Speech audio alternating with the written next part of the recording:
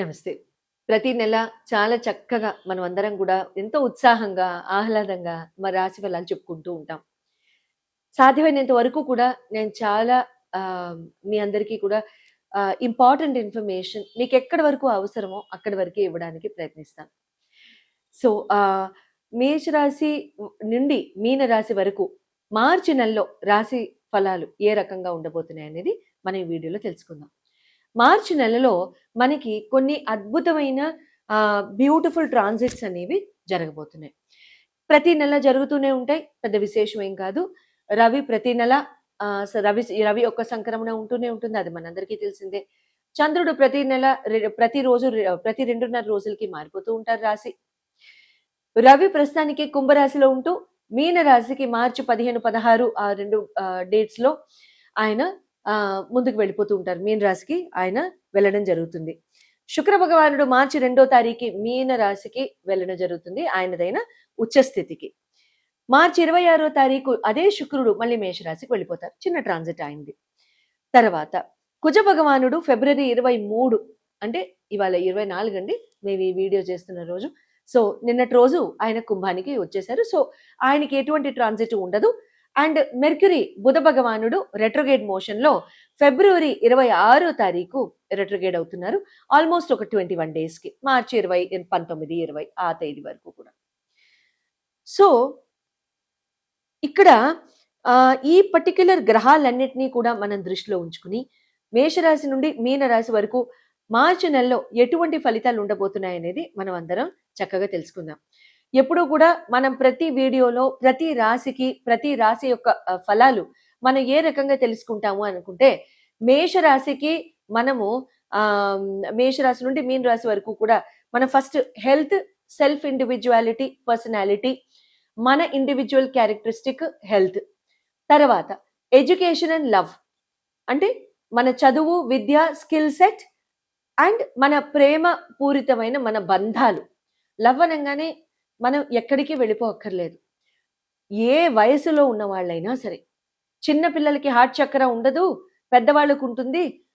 మధ్యలో పెళ్ళిళ్ళయ్యే వయసులోనే హార్ట్ చక్ర ఉంటుంది, హఠాత్తుగా పొడుచుకొచ్చేస్తుందని చెప్పలేం.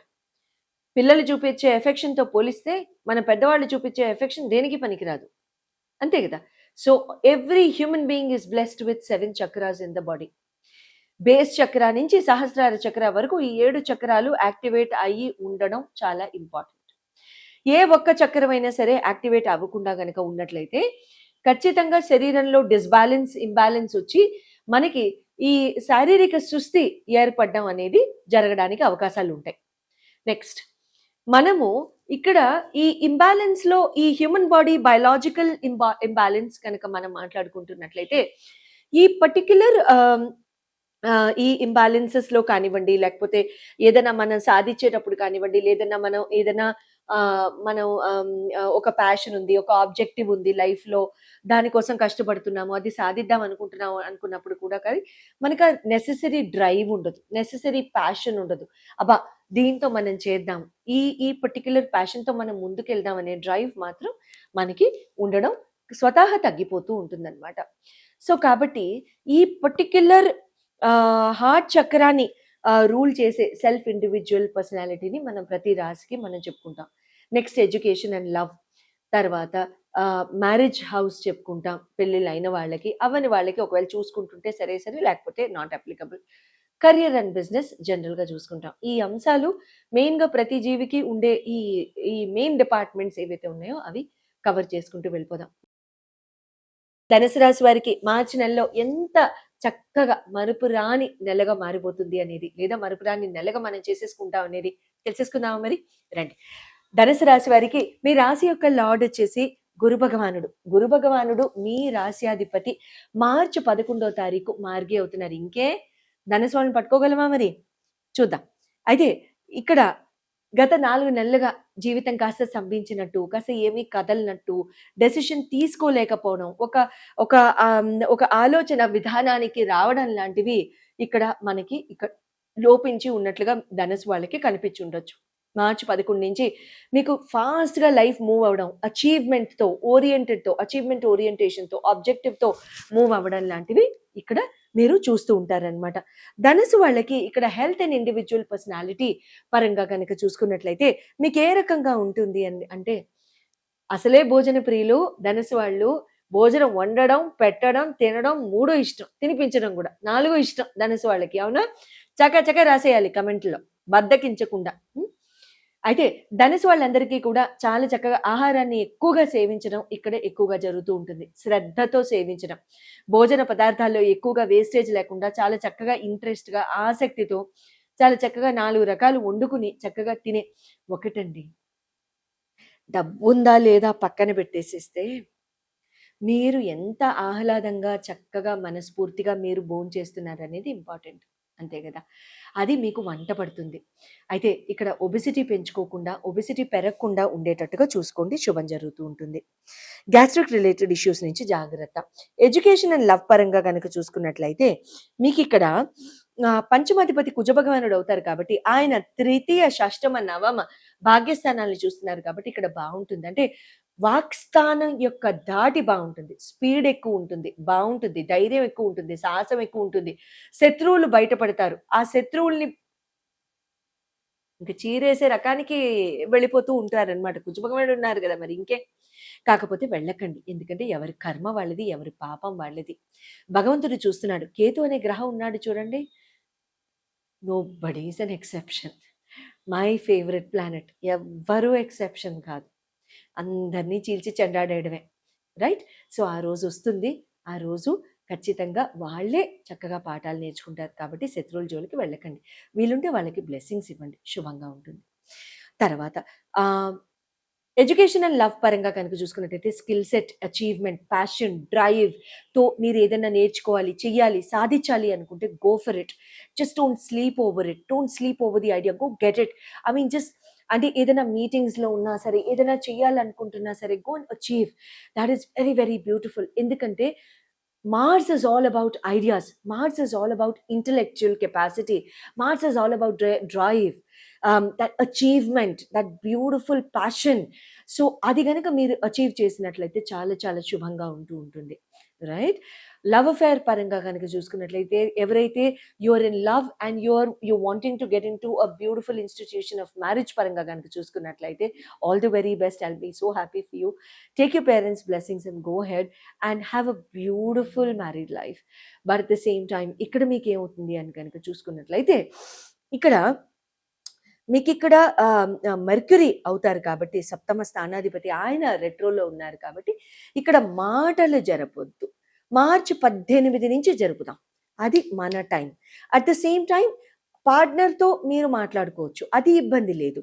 బట్ మార్చి 18 తర్వాత మీరు ముందుకు వెళ్ళిపోయి చాలా చక్కగా కనుక మాటలు సలిపినట్లయితే, ముందుకు తీసుకెళ్ళినట్లయితే పేరెంట్స్ యొక్క బ్లెస్సింగ్స్తో మీరు వైవాహిక జీవితంలోకి, ఆ ఇన్స్టిట్యూషన్లోకి ఎంటర్ అవ్వచ్చు. కెరీర్ అండ్ బిజినెస్ పరంగా కనుక చూసుకున్నట్లయితే రవి బుధులు నవమ దశమాధిపతులు. రవి మీకు మీనంలోకి వెళ్ళడం, చతుర్థంలోనికి వెళ్ళడం, శుక్రుడితో పాటు శనితో పాటు వెళ్ళడం జరుగుతుంది మార్చి 16న. సో కాబట్టి ఇక్కడ ఏమవుతుందంటే రవి శనులు కలవగానే ఏదో అయిపోతుంది, ఏమీ అవ్వదు. ఇన్ఫాక్ట్ మీ జన్మకుండల్లో రవి శనులు ఎలా వెల్ ప్లేస్డ్ అయ్యారా లేదా, అసలు ప్లేస్మెంట్ బాగాలేనా అనేది ఇట్స్ వెరీ ఇంపార్టెంట్. అది చాలా చాలా ఇంపార్టెంట్ అనమాట.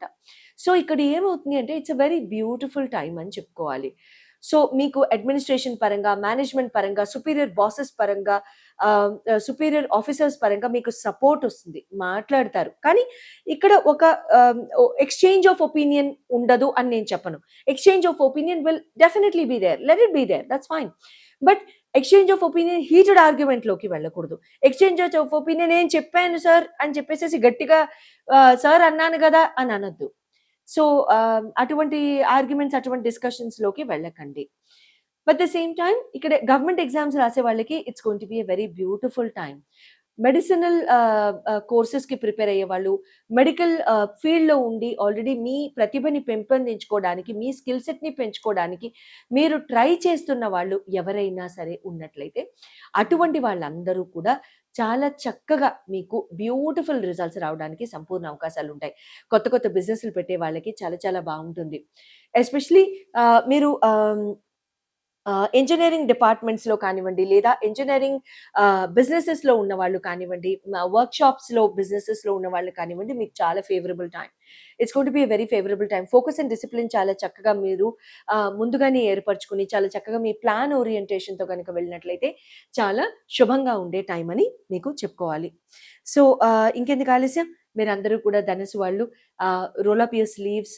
Very beautiful time. ఈ టైం వేస్ట్ చేయొద్దు. 4 నెలల నుంచి ఏం సాధించాలన్నా సాధించలేకపోయినారు. కొన్ని పరంగా కొంత పరంగా డిసెంబర్ వాస్, అంటే కొన్ని మంత్స్ ఫేవరబుల్‌గా ఉండినియి మీకు. But not really to the fullest. December ఫేవరబుల్‌గా ఉన్నప్పటికీ జనవరి మిడ్ నుంచి ఫిబ్రవరి మిడ్ వరకు జాడిచ్చేసింది మళ్ళీ మిమ్మల్ని.